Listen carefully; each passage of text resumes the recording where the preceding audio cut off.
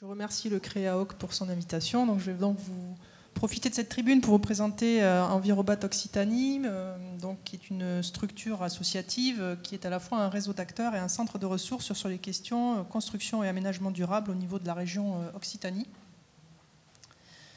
Donc je l'ai un peu dit, voilà, nous sommes à la fois un réseau d'acteurs, un centre de ressources. Notre objectif, celui qu'on s'est fixé en tous les cas, c'est de contribuer, faire notre part sur tout ce qui est réduction de l'empreinte environnementale des bâtiments et des quartiers en Occitanie.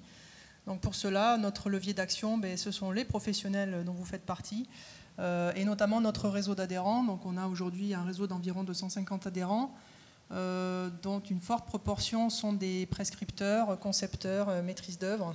Nous avons aussi bien sûr des maîtres d'ouvrage, des entreprises de mise en œuvre, tout un tas de réseaux, des organismes de formation, d'enseignement de recherche, des industriels, des négociants, etc. On a vocation à représenter l'ensemble de la filière construction. On est aujourd'hui administré par 26 administrateurs. On est une équipe de 11 salariés répartis sur les sites de Toulouse et Montpellier. Et depuis le début, depuis toujours, on existe depuis une dizaine d'années, même si on avait un nom différent précédemment, on est fort soutenu par les pouvoirs publics. Alors pour mener cette mission qui est assez vaste, n'est-ce pas, de réduction de l'empreinte environnementale des constructions et des quartiers, on n'est pas tout seul. Donc on s'appuie sur un réseau qui est le réseau bâtiment durable, qui est un réseau animé par l'ADEME au niveau national et le plan bâtiment durable. Et vous allez peut-être reconnaître dans chacune de vos régions respectives un centre de ressources ou cluster du bâtiment qui peut porter un nom Envirobat ou un autre nom. Aujourd'hui, on est une quinzaine de structures en métropole et dans les territoires d'outre-mer. Et nous avons aussi dans le réseau les associations Alliance HQE et le collectif Effinergie. On l'a vu, on l'a entendu tout à l'heure par M. Vizier, la rénovation, c'est un enjeu phare. On pense que c'est vraiment l'un des principaux défis aujourd'hui. C'est là où il y a de la valeur ajoutée, c'est là où il y a de l'innovation. C'est important pour tout le monde, pour le secteur et pour la société. Donc c'est vraiment là-dessus qu'il faut mettre le paquet, si je puis dire. On sait que voilà, plus 3/4 des bâtiments quasi de 2050, ils sont déjà là. Donc il faut faire quelque chose avec ces bâtiments-là, voir comment optimiser au mieux les bâtiments qui sont déjà construits. Donc nous, on intervient bien sûr sur ce sujet-là, rénovation. Évidemment aussi sur le sujet neuf, c'est un des sujets du jour avec l'Aéro 2020. Et depuis toujours, donc, on est soit à l'échelle bâtiment, soit à l'échelle quartier. Et puis depuis toujours, on s'intéresse aux filières de matériaux bio et géosourcés, bas carbone, aujourd'hui, réemploi. Alors nos missions sont principalement des missions d'animation, de mise en réseau, d'information, de formation. Donc voilà, je reviendrai un petit peu plus amplement là-dessus tout à l'heure. Donc les enjeux, je ne vais pas y revenir, je pense qu'on a eu un bel exposé de M. Planton en ouverture de ce congrès. Donc ce qu'on peut dire, on sait que le bâtiment est, quand ce n'est pas le principal, un des principaux contributeurs, tout ce qui est consommation d'énergie, émissions de gaz à effet de serre, consommation de ressources avec tout ce qui est extraction des matières premières, générateur de déchets. Donc à la fois c'est une bonne nouvelle parce que ça veut dire que dans les solutions, elles sont aussi en grande partie dans ce secteur-là. Donc on a, on va dire, des choses entre nos mains. Depuis une vingtaine d'années, on voit qu'il y a une évolution au niveau réglementaire, donc, parce qu'on sait que l'incitation, c'est sympa, mais ça ne marche pas toujours. Hein. Il faut des fois avoir des obligations. Donc la réglementation, c'est aussi un levier pour nous obliger à changer nos pratiques. On sait que changer, c'est difficile, on le voit tout le temps. Donc en une vingtaine d'années, le focus est passé de l'énergie utile, l'énergie d'usage pendant la vie en œuvre des bâtiments, à plutôt l'énergie grise, l'énergie incorporée, pour fabriquer ces bâtiments, puisque plus on travaille et plus on est efficace sur la partie énergie utile, plus la part de l'énergie grise va devenir prépondérante, et donc il faut également s'attaquer à cette part-là. Donc vous l'avez vu, je ne vais pas revenir dessus, hein, c'est très rapide, l'évaluation du poids carbone des constructions, c'est un des éléments clés de la nouvelle réglementation environnementale RE 2020. Donc comment faire pour diminuer l'empreinte carbone de ces bâtiments, de nos bâtiments? Alors c'est une des solutions, évidemment ce n'est pas la seule, on l'a vu, il faut actionner l'ensemble des leviers. On ne connaît pas encore toutes les solutions, il faut tester, il faut essayer. Une des solutions, c'est de se tourner vers des ressources végétales, par exemple, voire animales, pourquoi pas, des ressources issues du recyclage, donc tout un tas de matériaux que vous connaissez, qu'on utilise déjà aujourd'hui dans l'isolation de nos bâtiments et quand on le peut en structure également. Et pourquoi pas, de plus en plus on en parle, de matériaux réemployés. Donc c'est sûr qu'entre recyclage et réemploi, on n'a pas forcément le même impact au niveau carbone. Mais de toute façon, toutes ces démarches-là sont vertueuses. Alors aujourd'hui, on a une problématique sur le contexte, le domaine réglementaire qui n'est pas le même suivant si l'on parle d'un produit ou d'un déchet. Et là aussi, la réglementation va nous aider avec des évolutions très récentes dont certaines sont encore en cours pour justement éviter de passer par la case déchets. Donc le réemploi des matériaux de construction, c'est vraiment éviter de passer par la case déchets. Donc il y a des... donc Pierre Viola n'en a pas parlé, mais c'est aussi des sujets sur lesquels vous allez trouver pas mal d'infos, soit au sein d'Envirobat, soit dans d'autres structures, sur tout ce qui est loi AGEC, avec les diagnostics produits, équipements, matériaux, déchets, qui vont devenir obligatoires, voire des diagnostics ressources qui iront encore plus loin et qui pourront identifier les ressources qu'on peut réutiliser.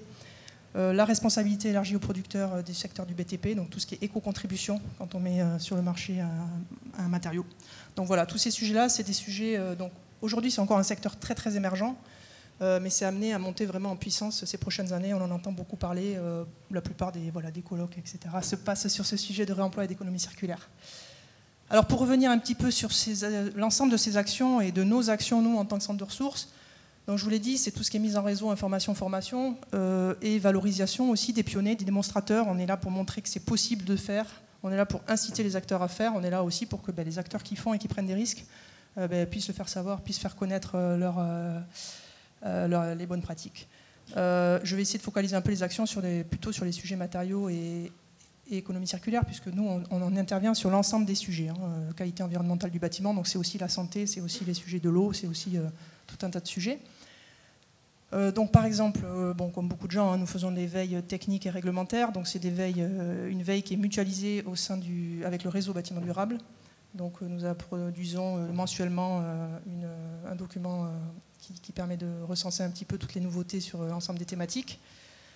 Nous organisons ou nous co-organisons beaucoup d'événements en région, puisque nous travaillons à l'échelle Occitanie. Donc évidemment sur les sujets réglementaires, on a entendu parler tout à l'heure justement des RE 2020, de tout ce qui est des dispositifs éco-énergie tertiaire, les journées du réemploi, etc. Donc là, on est là pour mettre les acteurs en réseau, tout simplement, faire qu'ils se connaissent, qu'ils échangent, qu'ils se rencontrent, qu'ils puissent ensuite travailler ensemble. On met en valeur, je vous le disais, les bâtiments démonstrateurs, on cherche à inciter, donner envie, montrer que c'est possible. Il y a tout un tas de projets qui testent des choses, c'est bon de le savoir. Donc on a une cartographie de projets, ça aussi c'est assez classique, mais on a plus de 250 projets référencés sur notre cartographie, plus de 2000 acteurs. Tous les acteurs qui sont intervenus sur le projet sont présents sur les fiches, avec des fiches descriptives qui se veulent assez complètes en tous les cas. Il est ensuite facile d'aller contacter le bon acteur pour avoir le bon retour d'expérience, si nous-mêmes ne l'avons pas, puisqu'on ne peut pas avoir tous les retours d'expérience sur tous les projets, mais on essaie d'en capitaliser au maximum. Nous organisons bien sûr, comme d'autres structures, des visites de bâtiments qui sont en phase chantier ou qui sont livrés, notamment des visites de bâtiments de plus en plus aujourd'hui qui utilisent les matériaux dans toute leur mixité, donc de plus en plus de recours au bois en association avec le béton et le métal. Des projets assez expérimentaux qui mettent en œuvre par exemple des blocs de grande dimension en terre crue pour faire des murs porteurs, voilà, donc sous appréciation technique expérimentale. Voilà, c'est un exemple de projets en région qui sont assez emblématiques et qui ont été assez intéressants à visiter ces derniers mois. Nous organisons et animons des groupes de travail pour faire en sorte que les acteurs puissent se mobiliser, faire connaître un petit peu les initiatives, essayer de lever les freins aux différents sujets. Donc là, je vous ai listé un ensemble de groupes de travail, donc un sur les filières matériaux, puis 4 groupes de travail sur toute la question du réemploi. Ensuite, sur ce sujet des filières, annuellement, nous organisons également des visites de sites de production ou de transformation de matériaux afin que les prescripteurs, les concepteurs, l'ensemble des acteurs puissent mieux connaître comment sont fabriqués les matériaux, puissent connaître aussi les filières locales et les acteurs locaux. Et puis nous faisons aussi tout un tas nous mettons en place et nous développons de plus en plus, notamment cette année 2022, notre catalogue de formation pour accompagner la montée en compétences des professionnels. Donc je vous ai mis là aussi, nous avons 4 formations sur le réemploi, 2 formations sur les matériaux biosourcés et d'autres sujets également, santé, etc. Là, c'était pour vous parler de 2 pages spécifiques que nous avons sur notre site internet. Beaucoup de choses passent sur notre site internet. Donc nous avons une page dédiée au sujet réemploi, dont j'en ai déjà un petit peu parlé.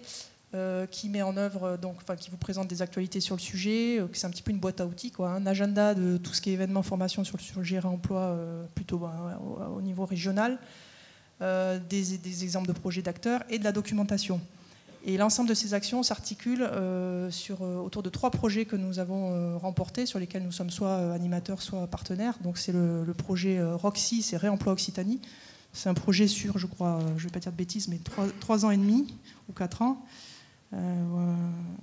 Donc, et au niveau de l'échelle régionale, donc soutenue par la région et l'ADEME, et qui vise à impulser, structurer, aider à la structuration des filières de matériaux de réemploi pour la construction et l'aménagement. Il y a un autre projet sur lequel nous sommes partenaires, c'est le projet Waste to Build, qui est un projet porté par la métropole de Toulouse et qui vise à massifier le réemploi à travers 58 chantiers expérimentaux. Et je crois que ce projet court sur 4 ans et demi.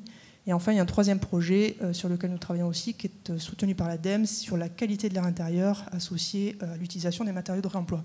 Donc, toute cette implication dans l'ensemble de ces projets fait que nous pouvons aujourd'hui proposer tout un ensemble de boîtes à outils sur le réemploi.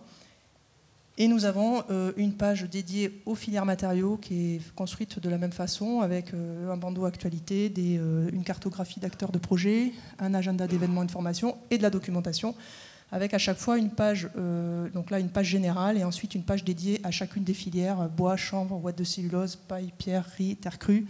Nous aurons aussi un onglet béton pour toutes les questions de recyclage, de granulats, etc., qui est en cours d'alimentation, mais bon, il y a déjà une grande partie de ces pages qui sont alimentées. Et pour toute la partie documentation, il y a 3 niveaux d'information. Il y a vraiment découvrir ou mieux connaître une filière. Il y a de la documentation plutôt pratique pour ceux qui souhaitent avoir des retours d'expérience et qui souhaitent passer à l'étape d'expérimentation. Et ensuite, des documents plutôt qui relèvent de tout ce qui va être état de l'art, donc règles, contexte réglementaire, normatif et assurantiel. Voilà un petit peu le sujet dédié à ces 2 sujets, réemploi et matériaux bio et sourcés. Et pour finir, moi je souhaitais vous parler un tout petit peu de nos 2 démarches de qualité environnementale que sont les démarches bâtiments et quartiers durables en Occitanie. Donc ça c'est plutôt dans la partie accompagnement des acteurs et montée en qualité des projets. Donc nous pilotons des démarches de qualité environnementale qui s'appuient, comme toutes les démarches, sur un référentiel qui couvre l'ensemble des thématiques de qualité environnementale, mais qui ont ces 2 démarches, une à l'échelle bâtiment, une à l'échelle quartier, des spécificités. La première des spécificités, c'est que ce sont des démarches qui s'appuient sur un système participatif de garantie, donc qui ne sont pas à proprement parler des certifications stricto sensus. Système participatif de garantie, ça veut dire que les évaluations se font par les pairs, de façon publique d'ailleurs, que le référentiel est co-construit avec les acteurs, etc., etc. Donc en fait, un des principaux objectifs de ces démarches, c'est vraiment d'embarquer les acteurs régionaux, de faire en sorte que de faire un bâtiment ou un quartier durable, ce soit aussi simple, on va dire, que quelque chose de non durable. Donc une deuxième spécificité, c'est que nous avons les projets qui sont évalués à 3 moments, non pas seulement que à la phase conception, mais également une fois que le bâtiment est sorti de terre, donc on évalue la phase chantier et réalisation. Et 2 ans après la livraison du bâtiment, on revient également dessus pour savoir si le confort et les performances escomptées sont bien au rendez-vous ou pas. Et si elles ne le sont pas, surtout, on essaie de comprendre pourquoi et on en fait profiter l'ensemble des acteurs pour faire en sorte que tout le monde ne tombe pas dans les mêmes écueils. Voilà, donc bon, c'est peut-être pas la peine de trop s'attarder là-dessus. Un référentiel, je vous l'ai dit, un accompagnement humain et technique. Alors c'est pas Envirobat à proprement parler qui le fait, hein, ce sont des professionnels formés à ces démarches-là, qui sont des accompagnateurs, BDO ou QDO. Une évaluation participative, je l'ai dit, qui est publique, tout le monde peut y assister. Et une valorisation des projets, des acteurs et des retours d'expérience. Donc voilà, bon, on a une démarche qui est territorialisée, hein, on souhaite mettre en avant plutôt les aspects spécifiques à nos territoires à nous. Donc bon, tout ce qui est typologie de projet, évidemment, comme partout, tout ce qui va être densité, et tout ce qui va être bien sûr neuf ou réhabilitation, mais après tout ce qui va être climat, donc on a la partie littoral méditerranéen, la partie montagne, tout ce qui est plaines et vallées pour l'entre-deux. Nous avons des niveaux de médailles, voilà, en fonction de l'ambition du projet, de ses contraintes.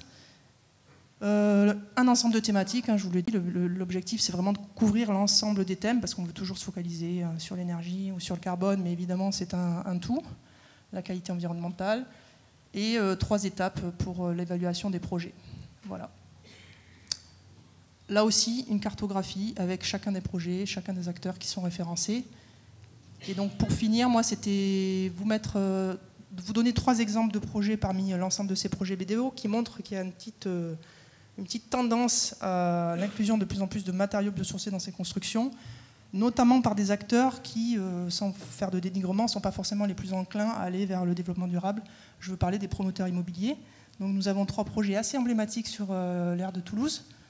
un qui concerne la construction de 104 logements et qui va être donc à base notamment de parois de façade non porteuses en bois paille.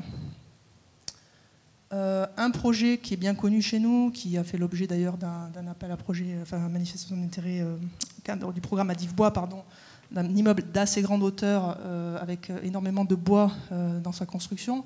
Donc ce sont une centaine de 138 logements. Vous avez 6 bâtiments, donc un bâtiment qui mixte l'hôtel et des logements, et 5 autres bâtiments exclusivement de logements qui comprennent des façades préfabriquées en mur ossature bois. Et vous avez une mixité, donc vous avez des planchers CLT notamment, mais une mixité bois, métal, béton pour tout ce qui est structure. Énormément de bois du coup dans ce bâtiment.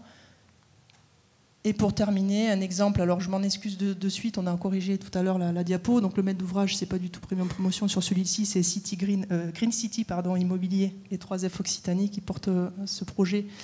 Et l'architecte, ce n'est pas ceux qui sont indiqués ici, mais Clément Vergely. Donc des résidences là aussi donc, qui mixtent du collectif et des bâtiments individuels ou intermédiaires, qui vont notamment mettre en œuvre des refends et des pignons porteurs avec les blocs de terre crue dont j'ai mis une photo tout à l'heure, qui sont sous appréciation technique expérimentale de KA, avec un briquetier régional que nous commençons à bien connaître. Voilà, tout ça pour vous dire qu'en fait, ça bouge au niveau des biosourcés et des géosourcés, et qu'on sort de l'échelle purement, on va dire, commande publique, parce qu'on a beaucoup d'exemples de projets, par exemple des groupes scolaires, qui sont des projets très très intéressants et très ambitieux, ou des projets à toute petite échelle. Alors on nous dit oui, mais c'est plus facile, bon, ce qui n'est pas forcément vrai d'ailleurs sur les petits projets, mais voilà, là on sort du cadre, voilà, petite échelle aux commandes publiques, on est sur la promotion immobilière, et on voit qu'il y a une tendance à se tourner vers ces matériaux-là, et comme on l'a vu, qui est vraiment incité, enfin qui nous, à la fois les enjeux, surtout les enjeux environnementaux, un petit peu la réglementation, un petit peu tout le monde, on voit qu'il faut y aller. Voilà, je voulais pas passer plus de temps, voilà, à vous présenter notre structure, mais sachez que vous en avez une, voilà, dans chacune de vos régions respectives, qui fait peu ou prou les mêmes actions que nous. Je vous remercie pour votre attention.